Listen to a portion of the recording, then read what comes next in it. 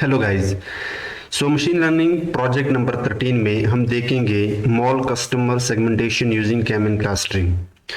तो ये प्रोजेक्ट बहुत इंटरेस्टिंग है क्योंकि इस प्रोजेक्ट में हम कैमन क्लस्टरिंग को कवर करने वाले हैं। अब यहाँ पे हम कोई वेबसाइट नहीं बनाने वाले इस प्रोजेक्ट के लिए। जुपिटर नोटबुक में हम सारा का सारा यहाँ पे कवर करेंगे इसको। मैं इस प्रोजेक्ट का जो मैंने एक रिपोर्ट बनाया है, एनालिसिस किया है पूरा का पूरा, वो भी आप लोगों के साथ शेयर कर दूंगा। तो डेटा के बारे में भी है और मैंने रिपोर्ट भी यहाँ पे बनाया है, ठीक है। तो मैं क्या करता हूँ, सबसे पहले यहाँ पे आपको बताऊंगा कि कस्टमर सेगमेंटेशन होता क्या है, ठीक है। तो इसको समझने के लिए मैं एक प्रैक्टिकल एग्जांपल लूंगा। मैं इसको थोड़ा जूम इन करता हूँ।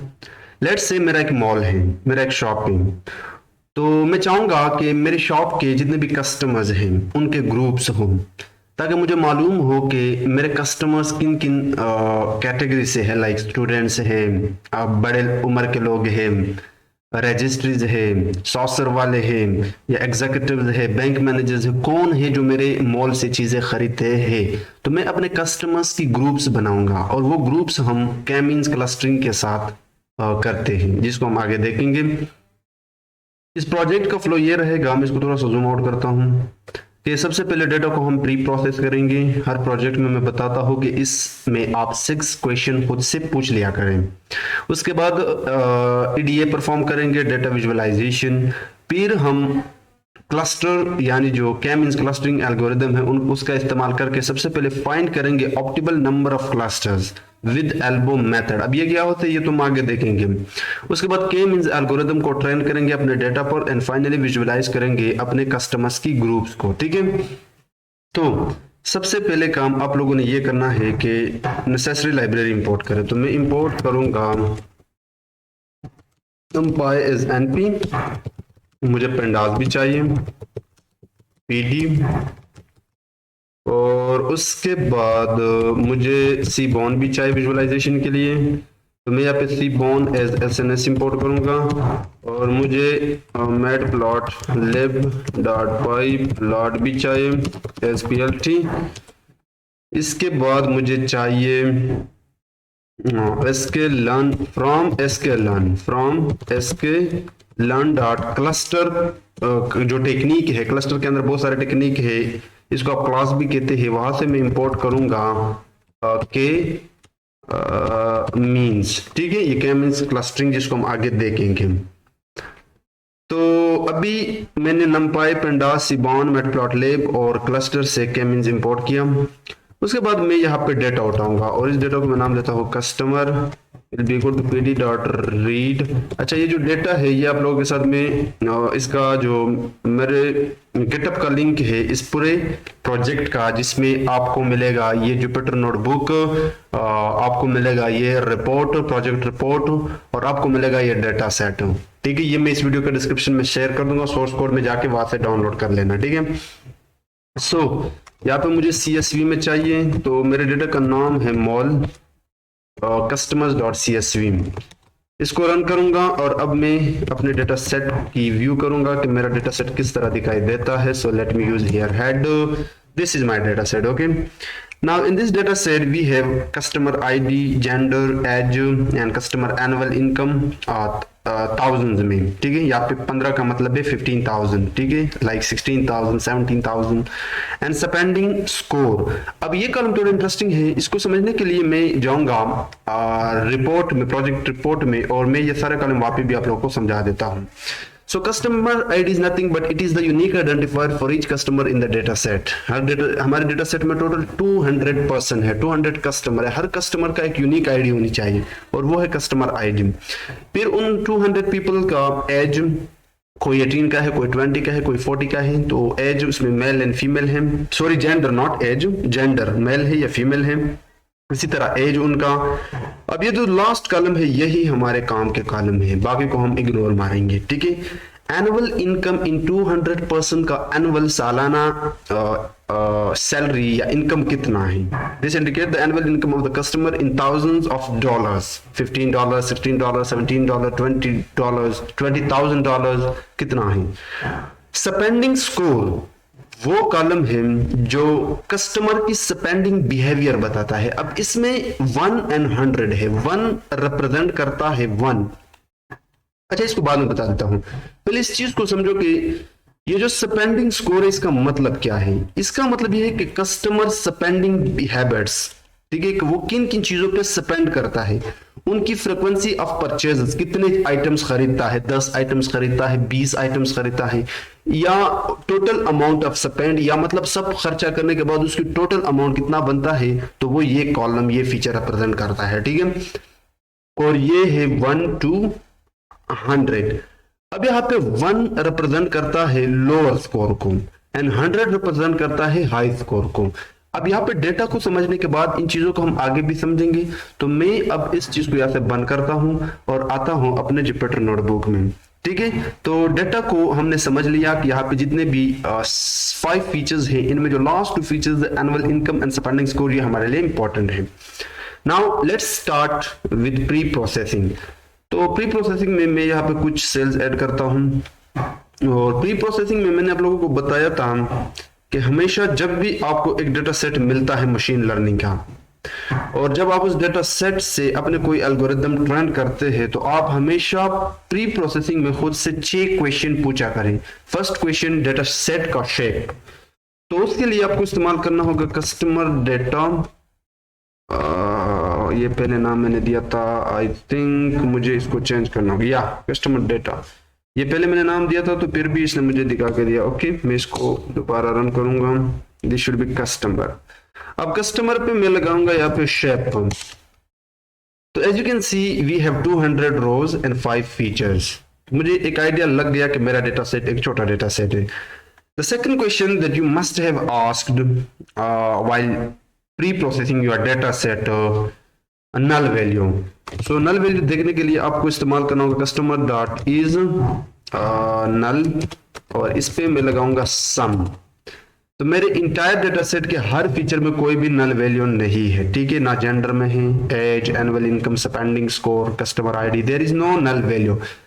The third question that you have asked while pre-processing the data, a duplicated value, so I'll do the same, but this time I'll use the duplicate and on that I'll put sum function, so it will provide me the final result of my duplicated values, and here you can see we have 0, so it means that we don't have any duplicated value in this 200 values are this entire data set.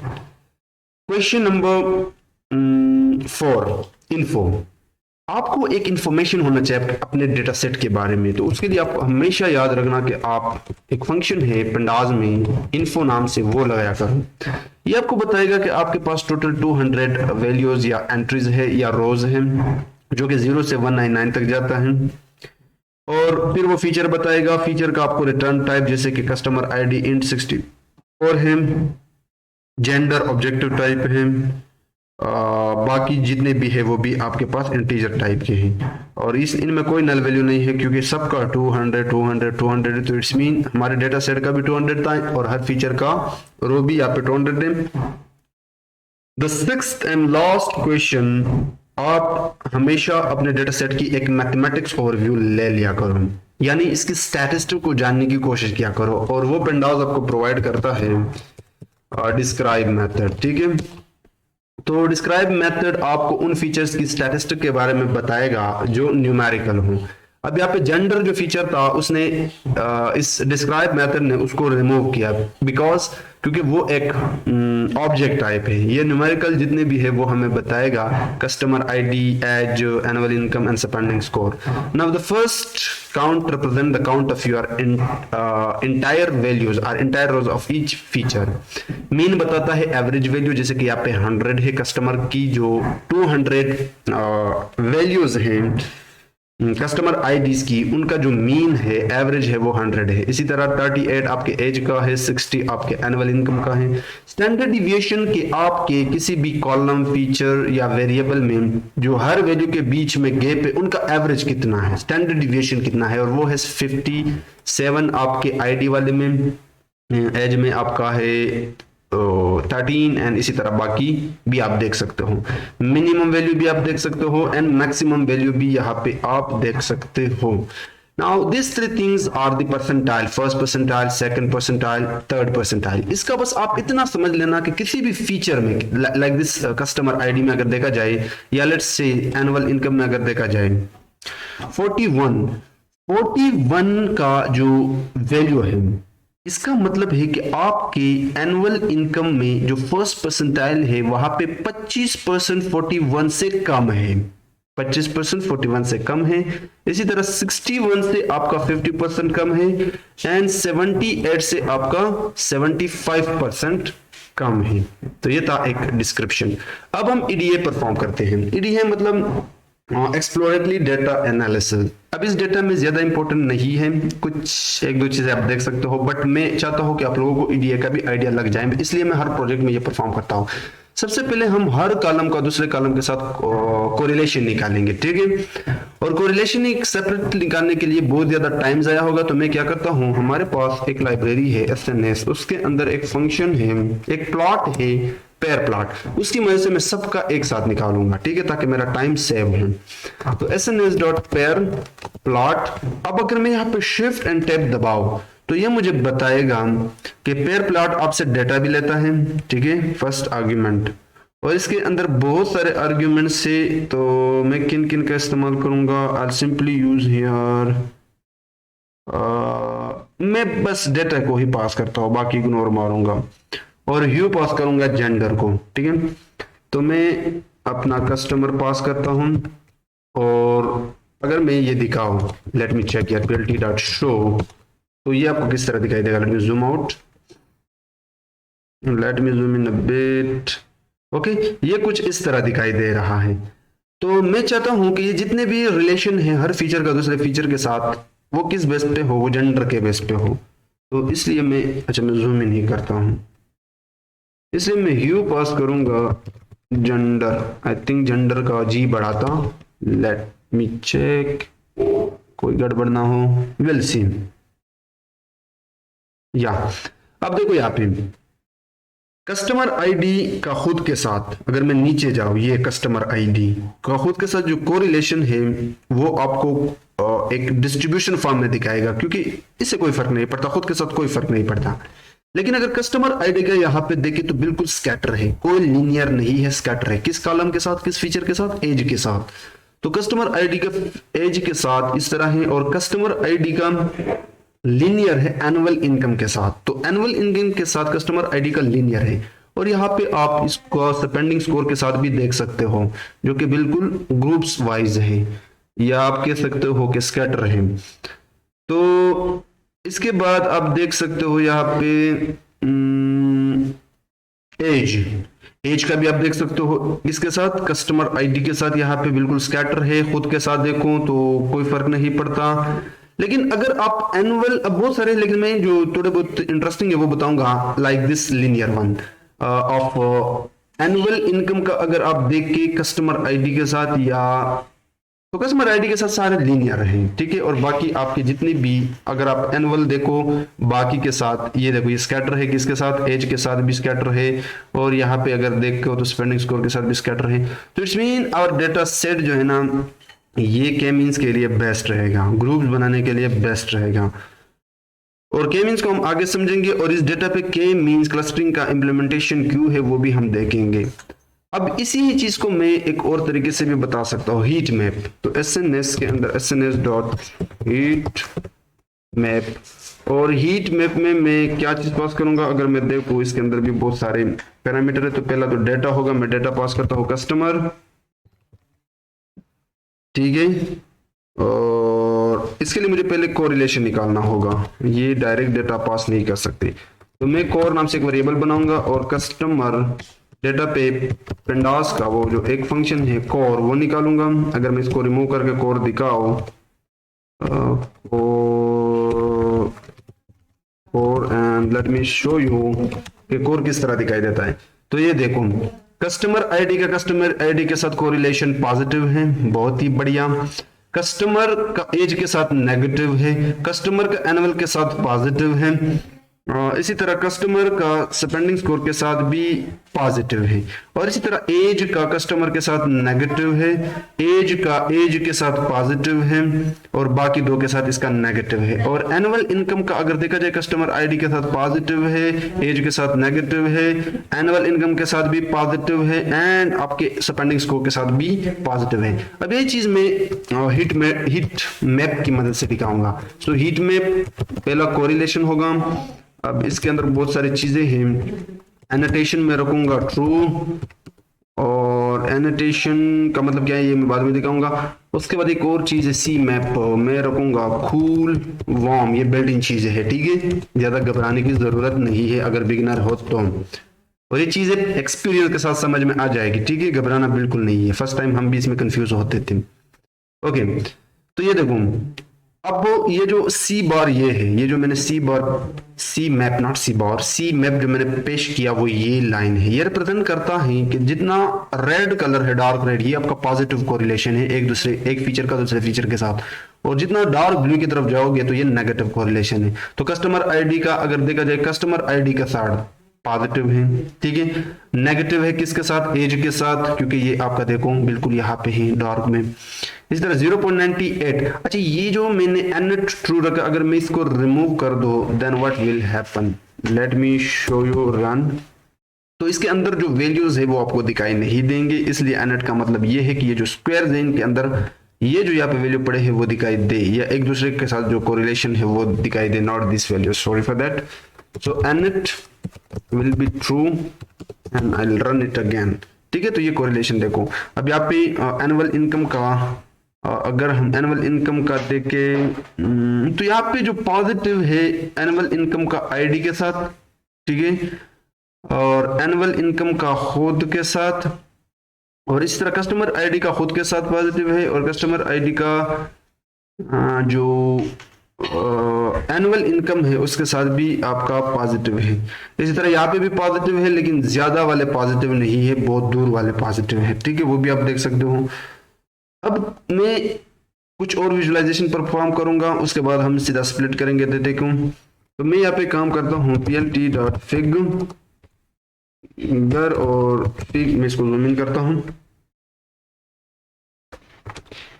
Fig size रखूंगा 6 by 6 inches. अब इस बार मैं इसनेस का histogram लगाऊंगा, histogram plot. और histogram plot आपसे क्या लेता है, कोई भी फीचर दे दो इसको। तो मैं कस्टमर डेटा का पहले एज दूंगा इसे, ठीक है, एज दूंगा, और इसको अगर मैं प्लॉट कर दो, plt.show कर दो, what will happen, we will see. तो ये रहा मेरा प्लॉट, ठीक है, मैं इसको जूम आउट करता हूं। अब इसका मतलब ये है कि इस प्लॉट में मुझे इतना मालूम हुआ कि जो 30% के लोग, 30 एज के लोग गए वो सबसे ज्यादा है, वो 40 है या 45। मेरे इंटायर 200 डेटा सेट में 40 या 50 ऐसे लोग हैं जिनकी एज कितना है, 30 या 30 से कुछ अबाव है, और 30 लोग ऐसे हैं जिनका एज 20 है। 30 के बाद 28, अगर ये देखिए यहाँ पे लगभग 28 ही आएगा, वो 50 है। अब इसी चीज को कॉपी पेस्ट करके हम बाकी फीचर्स भी देख सकते हैं, which is not important, but आपके लिए इम्पोर्टेंट है अगर आप फर्स्ट टाइम खेल रहे हो इस डेटा के साथ, क्योंकि मैं ऑलरेडी कर चुका हूं। मैं लगाऊंगा एनुअल पे, एनुअल इनकम पे, और रन मारूंगा। तो एनुअल इनकम में अगर देखा जाए तो $60,000 के लोग यहाँ पे 35 से भी अबाव है, ठीक है, ऐसे लोग हैं जिनके सैलरी 60,000 है, और 80,000 वाले भी हैं, ठीक है, जो कि 35 के या 36-7 के अबाव है। यही सेम काम मैं बाकियों के लिए भी कर सकता हूं। एक लास्ट वाला करते हैं, स्पेंडिंग वाला, ठीक है। तो स्पेंडिंग में अगर देखा जाए, स्पेंड करने वाले आपके 45 में जो है, नॉट 45, 50 का जो वैल्यू है यहाँ पे, स्पेंडिंग स्कोर जो 50 है, मैंने बताया था कि जो 1 होगा वो आपका मिनिमम रिप्रेजेंट करेगा, जो 100 होगा वो हाईएस्ट होगा, लेकिन यहाँ पे जो 50 का स्कोर है वो लोग यहाँ पे आपको मिलेंगे 50 ऐसे लोग हैं जिनका स्कोर 50 है स्पेंड करने में, और 100 वाले तो यहाँ पे लगभग 18 है, ठीक है। तो ये एक जनरल ओवरव्यू हो गया। चलो अब फीमेल और मेल को देखते हैं। तो उसके लिए मैं सेम यही चीज कॉपी पेस्ट करके डालूंगा और यहाँ पे एज के बजाय जेंडर डालूंगा, जेंडर। तो फीमेल ये वाला है। अब इस पर आप अगर मैं काउंट प्लॉट लगाऊं इस पे, वो अच्छा रहेगा। काउंट, ओके सॉरी कुछ गड़बड़ है। काउंट प्लॉट आपसे दो चीजें लेते हैं तो हिस्टो ठीक रहेगा। ठीक है, मुझे इतना आइडिया लग गया कि मेरे डेटा सेट में फीमेल 100 से अबाव है, 140 और 60 के 120 के अबाव है, और बाकी जो 80 और 84 या 5 मेरे मेल है। तो फीमेल ज्यादा है। ठीक है, मेरे कस्टमर, इस डेटा में कस्टमर जो है उनमें फीमेल सबसे ज्यादा है। अब मैं क्या करूंगा, मैं यहाँ पे पहले डेटा सेट दिखाता हूँ कस्टमर। मैंने कहा कि जूम इन करके, जूम आउट करके, या मैंने कहा था कि हम खेलेंगे इन दो फीचर्स के साथ। अब ये जो डेटा सेट है, जस्ट थिंक हमने इतना काम किया। आई थिंक मेरे वीडियो का लेंथ में देखता हूँ, वीडियो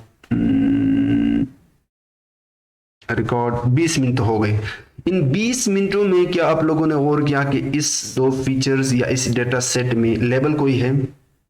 ये लेबल डेटा है या ऑन लेबल डेटा है? क्योंकि जो एल्गोरिदम आज हम इस्तेमाल करने वाले हैं वो अनसुपरवाइज लर्निंग एल्गोरिदम है और वो अनलेबल डेटा पे काम करता है। तो ये डेटा सेट अनलेबल है।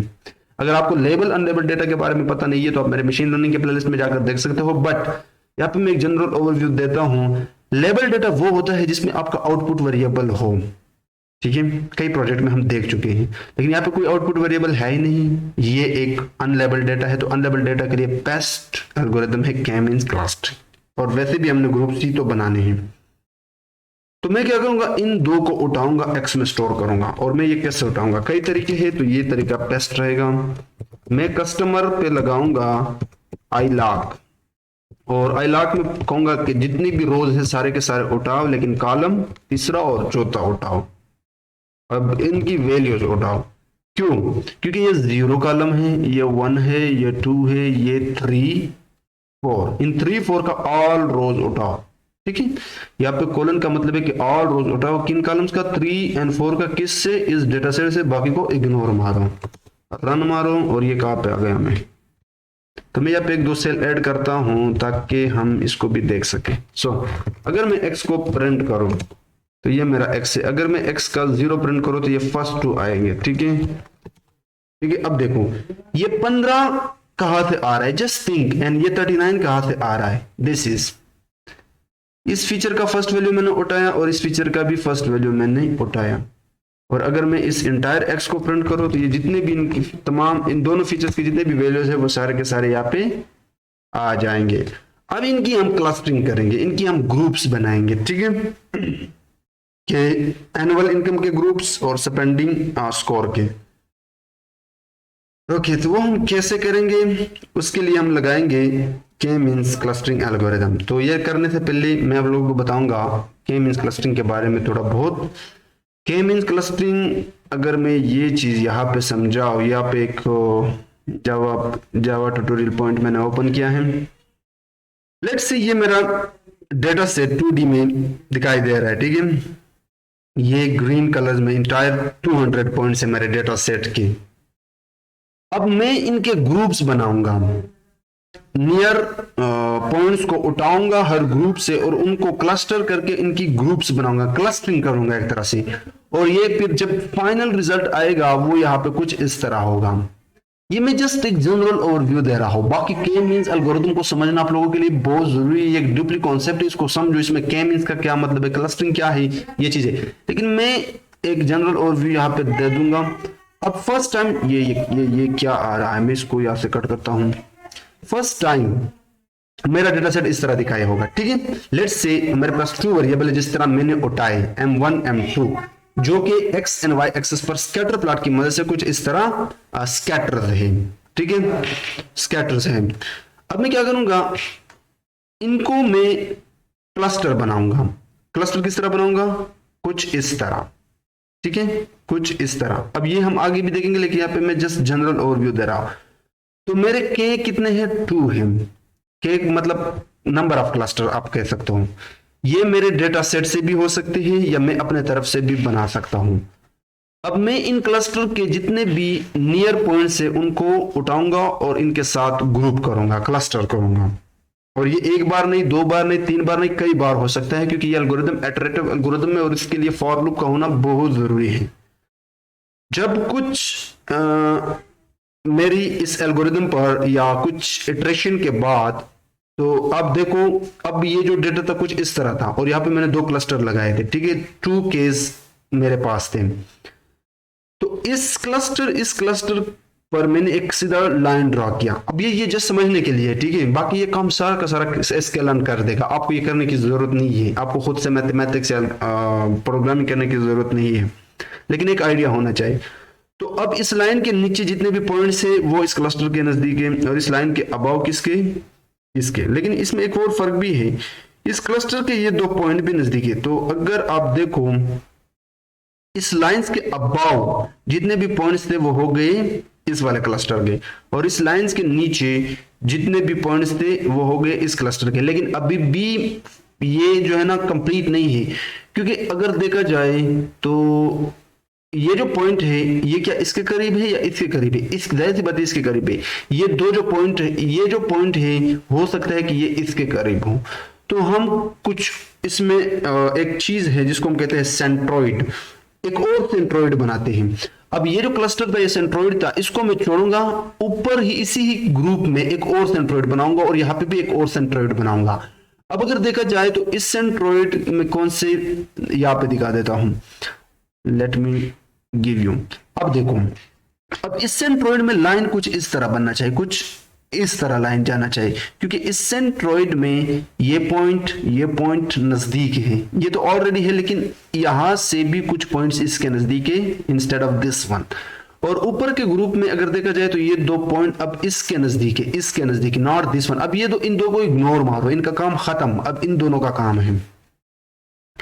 तो ये करने के बाद मेरा लाइन नया हो जाएगा। अब वो जो ब्लू 2 पॉइंट थे नीचे आ गए और एक यहाँ पे जो ये वाला पॉइंट, दिस पॉइंट ऊपर चला गया क्योंकि वो उसके करीब था। अब अगर देखा जाए तो अब मैंने जब लाइन ड्रॉ किया तो अब ये पॉइंट ब्लू होना चाहिए और ये दो पॉइंट येलो होने चाहिए। तो ऐसा ही यहाँ पे हुआ है। अब ये ऊपर जो है ना इस क्लस्टर के हो गए और नीचे जितने भी पॉइंट्स है या डेटा है या वैल्यूज है या जो भी आप नाम दे सकते हो वो इस क्लस्टर के हो गए। अब देखो यहाँ पे आप मजीद और बनाओ, ठीक है, आप और भी बना सकते हो इसमें।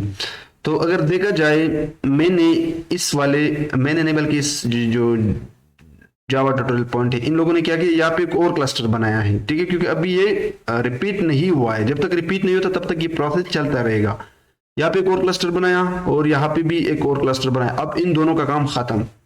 तो ये बनाने के बाद फिर ये देखेगा कि ये किन किन पॉइंट्स के करीब है। तो लाइन बिल्कुल डिफरेंट होगा क्योंकि एक यहाँ पे आ गया, एक यहाँ पे हो गया। तो अब ये लाइन किस तरह जाएगा, इस तरह जाएगा। तो जब लाइन ड्रॉ किया गया तो पता चला कि ये जो 2 पॉइंट है ये इसमें आ रहे हैं, ठीक है, आई थिंक कुछ इस तरह ही है। और इस वाले को यहाँ पे कुछ तो गड़बड़ इन लोगों ने किया है, ऐसा तो नहीं होना चाहिए, बट आई थिंक ऐसा ही है। ये सेंट्रोइड पॉइंट है। अब इसको मैं यहाँ पे अच्छे तरीके से एक्सप्लेन नहीं कर सकता, आप इनके ट्यूटोरियल देख सकते हो, यूट्यूब पे बहुत सारे वीडियो मिल जाएंगे आपको। सो फाइनली यहाँ पे आपको एक ऐसा वक्त भी आएगा जहाँ पे आपके जो सेंट्रोइड होंगे वो उनकी जो मीन है, इसमें डिस्टेंस है, यूक्लिडियन डिस्टेंस है, बहुत सारी चीजें हैं, वो सेम हो जाएगा। तो फिर आपके ग्रुप्स बन जाएंगे और फिर सर्कल करने के बाद आपके ये जो ग्रुप से तैयार है, ये कस्टमर यहाँ पे आ जाएंगे और ये कस्टमर यहाँ पे आ जाएंगे सारी चीजों को इस्तेमाल करने के बाद। तो ये था एक जनरल और बेसिक आइडिया। तो अब हम करते हैं अपना एल्गोरिथम वाला काम जो हमने प्रोजेक्ट के लिए K-मींस क्लस्टरिंग इंपोर्ट किया था।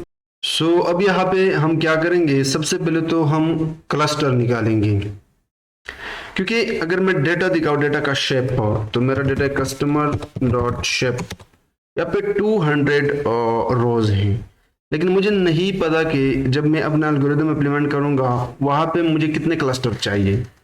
तो उसके लिए हमने एक लूप चलाना है और लूप चलाने से पहले आपको एक फार्मूला है क्लस्टर एल्गोरिदम का, इस K-मींस क्लस्टर का, वो भी इस्तेमाल करना है, जिसका मतलब है WCSS।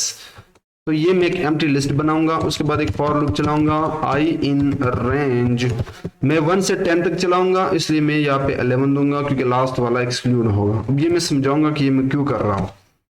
उसके बाद मैंने जो K मींस इंपोर्ट किया था, इसके अंदर कुछ चीजें हैं, अगर मैं दिखाऊं, ये आपसे नंबर ऑफ क्लस्टर लेता है, नंबर ऑफ क्लस्टर। अब मुझे कोई आइडिया नहीं कि मैं कितने क्लस्टर दे दूं, तो मैं ये जो लूप है उसका आई दूंगा, तो n clusters will be I, और इनिशियल जो 2 क्लस्टर है या 3 क्लस्टर है या फर्स्ट क्लस्टर है, उसके लिए आपको एक इन इट है, जिसका मतलब है इनिशियल, वो मैं रखूंगा कि मैं उठाऊंगा किससे, के मीन से। किस तरह, रैंडमली, तो वो रैंडमली मुझे मिलेगा। और रैंडम स्टेट रखते हैं, कोई भी आप रख सकते हो, मैं 42 रखता हूं, ठीक है। अब इस सारे चीज को मैं एक वेरिएबल में स्टोर करूंगा, okay, means will be equal to this thing. अब इसके मीन्स में मैं फिट करूंगा अपने 2 वाले फीचर जो x में थे, ऊपर जो हमने ये दिस x, ओके। सो मैंने क्या किया, इसको मैं थोड़ा एक्सप्लेन करता हूं। मैं चाहता हूं कि मेरा लूप 10 बार चले, और 10 बार चलने पे वो नंबर ऑफ क्लस्टर जनरेट करे, तो इसका मतलब है 10 बार जनरेट करेगा। और इनिशियल जो फर्स्ट टाइम लूप चलेगा, जो इनिशियल होगा वो रैंडमली बनाए, K मींस खुद बना ले, ठीक है, रैंडमली, इसलिए हम इन यहाँ पे लगाते हैं, और रैंडम स्टेट 42 रखते हैं। अब जब हर बार यहाँ पे क्लस्टर बनेगा, इनिशियल स्टेट होगा, तो वो किस में जाएगा, इस वाले वेरिएबल में, और वो सारे के सारे क्लस्टर अब किसके अंदर है, इसके अंदर है। तो मैं इन सारे क्लस्टर को कहां पे डालूंगा, अपने ही डेटा सेट में, और मेरा डेटा सेट किसके पास है, x के पास है। अब मैं क्या करूंगा, ये जो मैंने लिस्ट बनाया है, इसमें ये सारे क्लस्टर अपेंड करूंगा, डॉट अपेंड के मीन, और इसका एक फंक्शन है इनर्शिया, मैं वो इस्तेमाल करूंगा। अब मैं इसको रन करूंगा, और रन करने के बाद मैं प्रिंट करूंगा दिस WCSS। तो वो जितने भी क्लस्टर इसने बनाए, या x और y एक्सेस पे जो क्लस्टर बनने की जगह है, वो आपको प्रोवाइड कर देगा। ये देखो, इसने एक लिस्ट में बता दिया कि first, second, third up to 10, क्योंकि मेरा लूप 10 बार चला। तो ये वो एक्सेस है, वो वैल्यूज है जहां पे आपका क्या कहते हैं, क्लस्टर्स बनते हैं।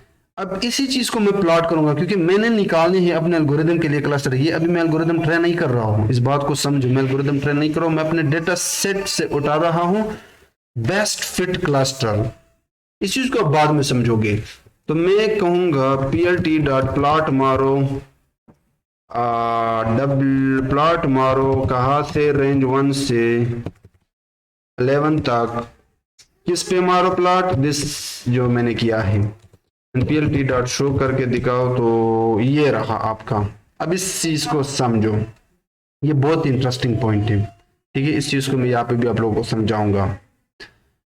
यहाँ पे समझो, मैं चाहता हूं कि मैं अपने डेटा से अपने एल्गोरिदम के लिए नंबर ऑफ क्लस्टर निकालूं, तो ये कुछ एल्बो पॉइंट्स बनाएगा, this is 1 point, second, third, fourth, fifth, sixth, seventh. लेकिन ये पॉइंट जो है ना, ये एक ऐसा पॉइंट है जो बिल्कुल कर्व है, ऑप्टिमल नंबर ऑफ क्लस्टर्स हैं। तो मैं इसी को चूज करूंगा, और इसकी वैल्यू क्या है, 3। इट्स मीन मेरे नंबर ऑफ क्लस्टर क्या है, 3 है। तो वही चीज हम यहां से निकाल रहे हैं। अब ये मेरे डेटा सेट से जो आ रही है वो 2 है, this is first curve, this is second curve और एल्बो पॉइंट। लेकिन ये मैं इस वाले को सिलेक्ट करूंगा, और ये कहां पे लाई कर रहा है, ये 4 और 6 के बीच में, यानी 5। तो इसका मतलब है कि मेरे डेटा सेट में 5 क्लस्टर, मेरा एल्गोरिथम को मैं जो नंबर ऑफ क्लस्टर दूंगा वो 5 होने चाहिए। बस यही काम मैंने किया है और कुछ नहीं किया है। तो इसको मैं एक बार रिवाइज करता हूं। ये जो स्टेप किया, ये हमने इसलिए किया कि जब हम अपने एल्गोरिथम की नंबर ऑफ क्लस्टर डिफाइन करेंगे, तो उसके लिए हमारे डेटा सेट के मुताबिक क्लस्टर होने चाहिए, और वो हमारे पास नहीं थी। तो उसके लिए मैंने लूप चलाया 10 टाइम्स। फिर के मीन्स को मैंने अपने लूप का हर वैल्यू दिया, इनिशियल तो मैंने रैंडम रखा, के मीन्स प्लस प्लस, और फिर फिट किया अपने 2 वाले फीचर्स का 200 वैल्यूज, और इनर्शिया निकाला। तो मेरे पास उनकी जो एक लोकेशन भी आप कह सकते हो हर क्लस्टर की, वो निकल के आ गया या वैल्यू। फिर वो एल्बो पॉइंट को जब मैंने इसको प्लॉट किया तो वो एल्बो पॉइंट मेरे पास आ गया और वो ये 5 पे लाइज करता है, इसलिए मुझे आइडिया लग गया कि मेरे एल्गोरिदम को जो मैं क्लस्टर नंबर ऑफ क्लस्टर दूंगा वो 5 होने चाहिए। अब हम ट्रेन करेंगे अपने के मींस क्लस्टरिंग मॉडल को, तो मैं ऑलरेडी कर चुका हूं, जस्ट मैं आप लोगों को एक्सप्लेन कर दूंगा, बहुत ही सिंपल है समझना। यहाँ पे मैंने एक नया वेरिएबल लिया के मींस, और जो हमने इंपोर्ट किया था sklearn डॉट क्लस्टर से के मींस, उसके अंदर अब मैंने डिफाइन किया नंबर ऑफ क्लस्टर 5, क्योंकि मुझे आइडिया लग गया कि मेरे जो नंबर ऑफ क्लस्टर्स है वो 5 होने चाहिए। इनिशियल कौन सा होना चाहिए वो मैंने छोड़ दिया के मींस क्लस्टर पे, रैंडम स्टेट इस बार मैंने 0 रखा। अब मैं क्या करना चाहता हूं, मैं रिटर्न करना चाहता हूं लेबल हर डेटा पॉइंट के लिए जो क्लस्टर पे बेस्ड करता हूं, तो वो किसके अंदर है, एक्स के अंदर है। तो मैंने जो ये अब मेरा सारा के means algorithm with this all things इस वेरिएबल के पास आ गया। मैंने इस पे फिट प्रेडिक्ट किया, नॉर्मली हम प्रेडिक्ट करते हैं लेकिन यहाँ पे आपको फिट प्रेडिक्ट लगाना होगा, किस पे, एक्स पे, कि एक्स के अंदर जितने भी डेटा पॉइंट्स है, वैल्यूज है, उन पे प्रेडिक्ट करो दिस नंबर ऑफ क्लस्टर, ठीक है। और इसको मैंने y में स्टोर किया, जब y को प्रिंट किया तो उसने मुझे 0 से लेकर 4 तक वैल्यूज दिए, क्योंकि मेरे क्लस्टर कितने हैं, 5 है, तो 0 जब इंक्लूड होगा तो ये टोटल 5 हो जाएंगे, ठीक है। अब वो मैंने क्या किया, मैंने अब इन पॉइंट्स को प्लॉट करना है। किस तरह में प्लॉट करूंगा हम, तो उसके लिए सबसे पहले मैंने plt.figure की जो साइज है वो रखा 8 बाई 8 इंचेस। अब एक बनाओ एक, बाकी कॉपी पेस्ट करो, तो एक को समझो बाकी कॉपी पेस्ट। मैंने क्या किया, जो पीएलटी पे मैंने स्कैटर लगाया, क्योंकि मैंने इन ग्रुप्स को जब क्लस्टर करना है तो मुझे स्कैटर प्लॉट की जरूरत पड़ेगी। और क्लस्टर का फर्स्ट आर्ग्यूमेंट मैंने एक्स पास किया, और एक्स में मैंने क्या पास किया, यहाँ पे अगर देखा जाए 0 0 0 0, इसका क्या मतलब है। और यहाँ पे अगर x का y देखा जाए तो 1 1 1 1 1। अब ये जो x है, ये x, ये ओरिजिनल x है। ओरिजिनल x कौन सा, this original x, late me show you, जो हमने टू फीचर से निकाला था दिस में। एक्चुअली ये 0 पे लाई करता है, ये कॉलम 1 पे लाई करता है। इस 0 वाले कॉलम के ऑल वैल्यू एंड इस 1 वाले कॉलम के ऑल वैल्यू मैंने किसको खिलाए, किसको फिट किए, यहां पे दूसरे आर्गुमेंट में फिट किए। अब ये मैंने साइज रखा अपने क्लस्टर का, जो साइज होना चाहिए वो 50, कलर ग्रीन, किसी का रेड, किसी का, क्योंकि मेरे पास बाकी को छोड़ दो, पहले वाले पे फोकस दो। मेरे फर्स्ट क्लस्टर का साइज होगा 5 और उसका कलर होगा ग्रीन और लेबल होगा क्लस्टर 1, ठीक है, आइडिया को समझो। मेरा जो दूसरा क्लस्टर होगा, दूसरा क्लस्टर टोटल 5 है, वो भी 0 वाले कॉलम से आएगा लेकिन फर्स्ट 1, ठीक है। और उसकी जो दूसरी आर्गुमेंट है, यानी वो दूसरे कॉलम सपेंडिंग से आएगा फर्स्ट 1, साइज सेम, लेकिन इसका कलर मैंने चेंज किया ताकि मुझे प्लॉट करते वक्त आइडिया लग जाए। और क्लस्टर 2 रखा, और ये सारा काम मैंने 5 क्लस्टर के लिए किया। अब मैंने स्कैटर किया सेंट्रोइड्स को, या आप क्लस्टर भी कह सकते हो। तो हम किस तरह करते हैं, plt.scatter के मींस जो हमने ट्रेन किया एल्गोरिदम को, उसके अंदर एक फंक्शन है क्लस्टर सेंटर्स, यही होते हैं आपके सेंट्रोइड। कहां से, ऑल वैल्यूज किसका, 0 वाले कॉलम का, और ऑल वैल्यूज 1 वाले कॉलम का। यानी एक्चुअली ये हम पास कर रहे हैं एनुअल इनकम, ये आपका स्पेंडिंग स्कोर। और साइज हमने रखा 100, कलर सियान रखा, लेबल सेंट्रोइड्स रखा, ठीक है, सेंट्रोइड्स। और इसको यहाँ पे टाइटल है कुछ एक्स्ट्रा के customer groups, annual, y axis पे एनुअल इनकम होगा एंड स्पेंडिंग स्कोर आपके y पे हो गए। अब अगर मैं इसको रन कर दूं और रन करने के बाद इसको जूम आउट कर दूं तो ये देखो, ये ग्रुपिंग आपके आ गए, ठीक है। 1 2 3 4 5 ग्रुप्स, 5 ग्रुप्स हमने अपने मॉल के लिए जो कस्टमर है उनके 5 क्लस्टरिंग यानी 5 ग्रुप्स बनाए। ये जो पॉइंट है इसको आप सेंट्रोइड्स कहते हो, क्लस्टर्स भी कहते हो, ठीक है, सेंट्रोइड्स पॉइंट कहते हो। और ये इंटायर जो ग्रुप है इसको आप क्लस्टर कहते हो। तो एनुअल इनकम में अगर देखा जाए तो 20,000 का जो इनकम वाले हैं वो आपके लाइज करते हैं, उनकी स्पेंडिंग है वो ये लोग हैं, ये लोग, ये एक ग्रुप मैंने बना। अब पहले वो हो सकता है कि ये इनमें से बहुत सारे लोग यहाँ पे लाइज करता हो यहाँ पे, लेकिन मैंने अब इनका एक ग्रुप बनाया। तो मेरे फर्स्ट ग्रुप में मैं इसको फर्स्ट ग्रुप नाम देता हूं। कुछ ऐसे लोग हैं जिनका सैलरी 20 और 25 या 40 के बीच में है, उनकी जो स्पेंडिंग स्कोर है वो 40 है, ठीक है। और मेरा दूसरा ग्रुप में इसको कंसिडर करता हूं इनका 40 और 60 के बीच में एनुअल सैलरी है, या 65 भी हो सकता है, 70 भी हो सकता है। और इनका जो स्पेंडिंग स्कोर है वो है 60, और बाकी के लिए भी आप देख सकते हो। तो इसी तरह आप के मींस क्लस्टरिंग एल्गोरिथम का इस्तेमाल करके किसी भी डेटा सेट की में आप क्लस्टरिंग ग्रुप्स कर सकते हो। अब इसका फायदा क्या है? तो इसका फायदा ये है कि जब आपके पास एक ऐसा टास्क दिया जाता है आपको कंपनी में कि आपने, लेट्स से अमेजोन पे जब आप जाते हो तो आप कोई चीज़ जब सर्च करते हो तो रिकमेंडेशन में आपको बहुत सारी चीज़ें आती हैं। लेट्स से आपने एक वॉच सर्च किया तो उसी वॉच पे बहुत सारे वॉच आपको रिकमेंड में लाता है, क्योंकि उनका एक ग्रुप बनाया जाता है। तो वो काम, और भी बहुत सारे एल्गोरिथम्स है, लेकिन क्लस्टरिंग का काम इसमें बहुत ज़्यादा है। ठीक है, तो ये था एक प्रोजेक्ट। यहाँ पे भी मैंने ये हर चीज़, ये जितने भी लाइन है ना, इन लाइन को मैंने यहाँ पे एक्सप्लेन किए हैं, आप इनको भी स्टडी करना। ये जुपिटर नोटबुक मैं आप लोगों के साथ शेयर कर दूंगा।